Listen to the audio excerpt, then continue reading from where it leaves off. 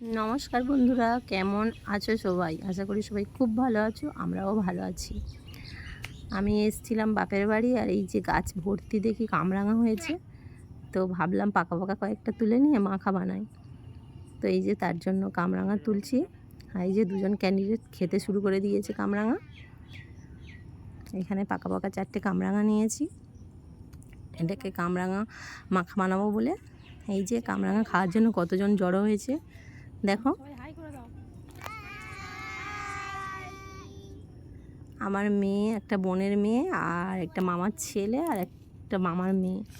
তো কামরাঙাগুলোকে প্রথমে ভালো করে ধুয়ে নিয়ে আর কেটে নেব। কাটলে না কি সুন্দর স্টার স্টার করে, মানে ভালো লাগে বেশ দেখতে। এটাকে স্টার ফুডও বলে।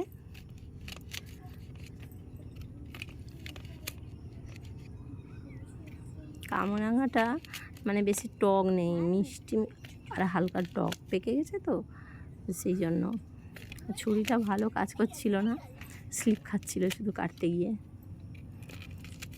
ধার নেই ছুরিতে।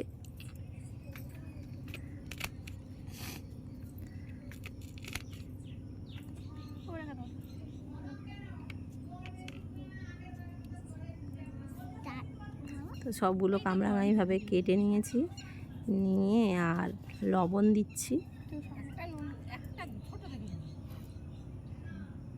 কাকিমা এসেছিল পাশে, চাইলো একটু দিলাম।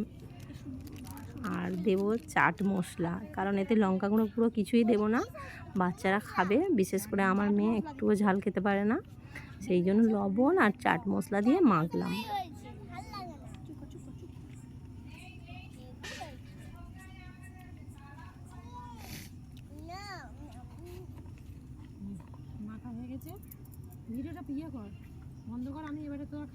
তো আমার কামরাঙা মাখা রেডি হয়ে গেছে,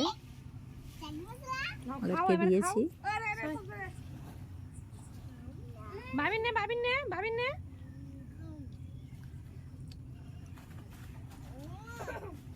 কেমন খেতে? ভালো। বাবিন কেমন খেতে? ভালো। হেভি। দেখা এদিকে, দেখা। তো ওকে বললাম তুই একটু দেখা এদিকে, বলতে ও থালা সমেত দেখাচ্ছে। এই যে ভাই, এমনি করে খা।